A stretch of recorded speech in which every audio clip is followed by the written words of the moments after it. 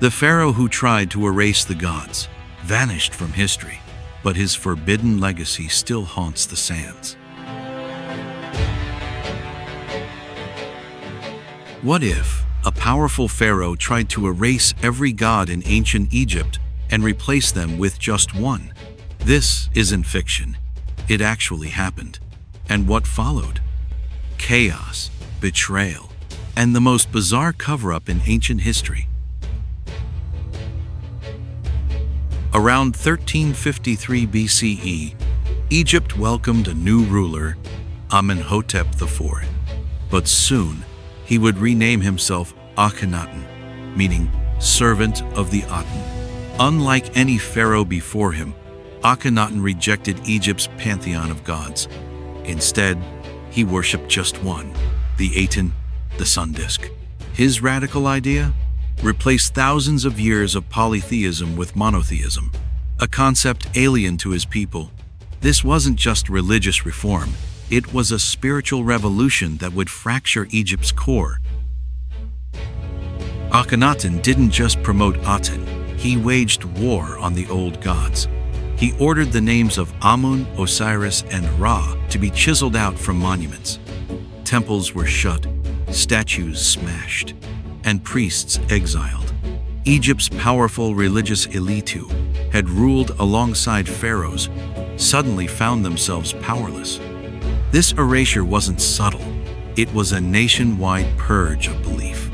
The people, confused, afraid, torn between loyalty to their traditions and fear of their radical new king.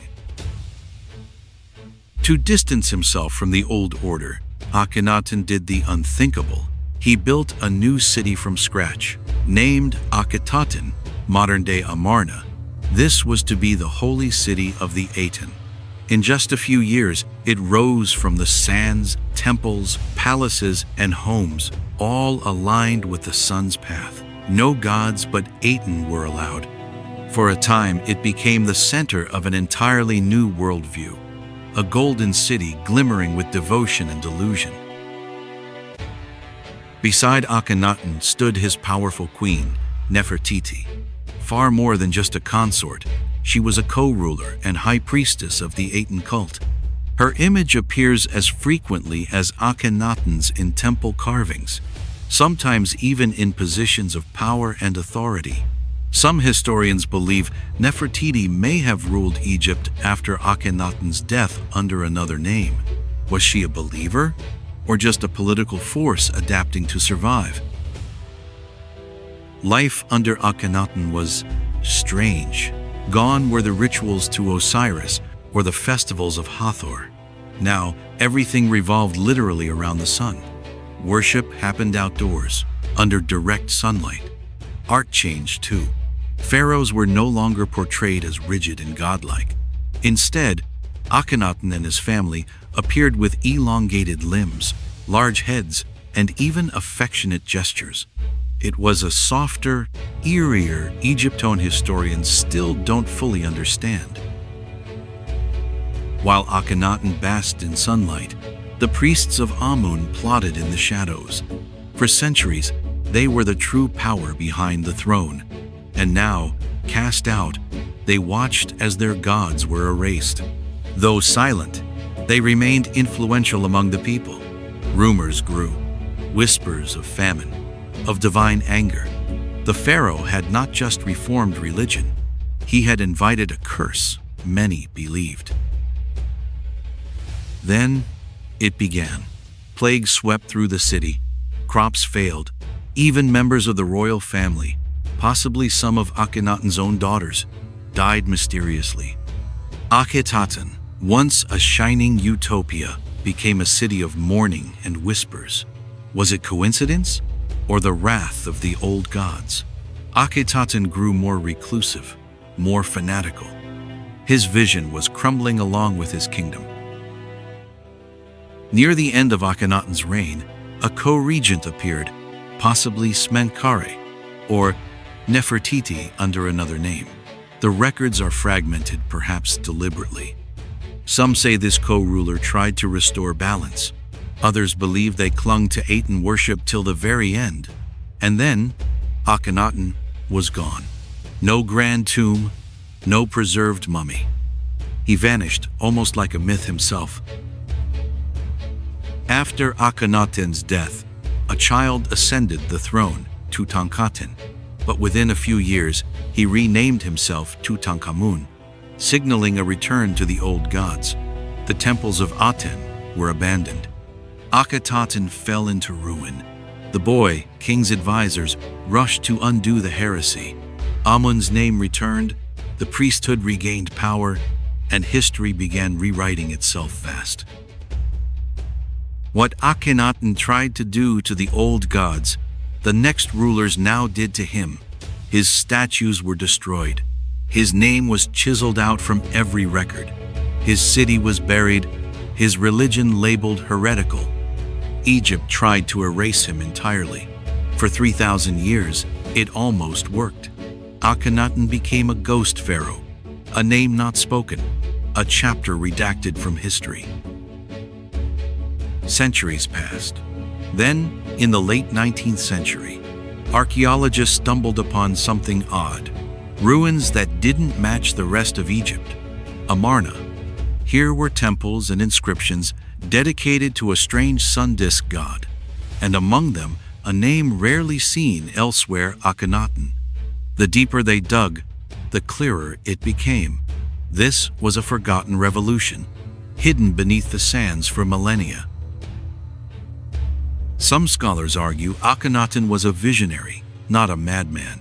His monotheism worship of a single divine force was unheard of in his time. Was he a proto-prophet, a spiritual pioneer ahead of his era? Others believe he was a tyrant, obsessed with control, using religion to reshape power. Whatever the truth, his reign remains one of the most bewildering spiritual experiments in world history. Akhenaten didn't just change religion, he changed art. Gone were idealized, muscular pharaohs. In their place, realistic or surreal portrayals, long limbs, drooping bellies, almond-shaped eyes. Even royal family moments were captured with tenderness. Daughters playing, kisses shared. Was it symbolism, or were these true likenesses? Art historians still debate whether Akhenaten's images were visionary realism or just propaganda. In 2010, a major announcement: Akhenaten's mummy may have been found. Through DNA analysis, a skeleton labeled KV55 in the Valley of the Kings showed a genetic link to Tutankhamun as his father. The skull was elongated, the face familiar, but the remains were heavily damaged. Some argue it's Akhenaten, others aren't so sure. His true resting place remains uncertain, as if even in death, the heretic king refuses to be fully known. Despite efforts to erase him, Akhenaten's legacy endures. He dared to imagine a different Egypt. He challenged gods, rewrote laws, and reshaped art and thought. Some say his ideas may have even influenced later monotheistic religions. But because he broke so many rules, history buried him. Yet every time the sun rises over the desert, you can almost hear the whisper, "Aten lives." Akhenaten was abandoned swiftly after Akhenaten's death. Houses were left as they were, cups on tables, sandals by the door. It's one of the best preserved ancient cities in history. Like Pompeii, it offers a freeze frame of a lost world. Yet, unlike Pompeii, it was forgotten on purpose, a city deliberately deleted. Its ghosts still whisper from sandstone walls and sun-scorched avenues. We know what Akhenaten believed, but what about his people? Did they truly abandon the old gods, or pretend to? Archaeological finds suggest that hidden idols of Amun were still kept in homes. Beneath the sunlit prayers, many Egyptians likely clung to their older faith in secret, in fear, in defiance. Belief isn't easily erased, and faith has a long memory. The question remains, was Akhenaten mentally unstable, or was he simply too far ahead of his time? Some believe his elongated skull and bizarre depictions point to a medical condition, possibly Marfan syndrome. Others believe he was a mystic, consumed by divine visions.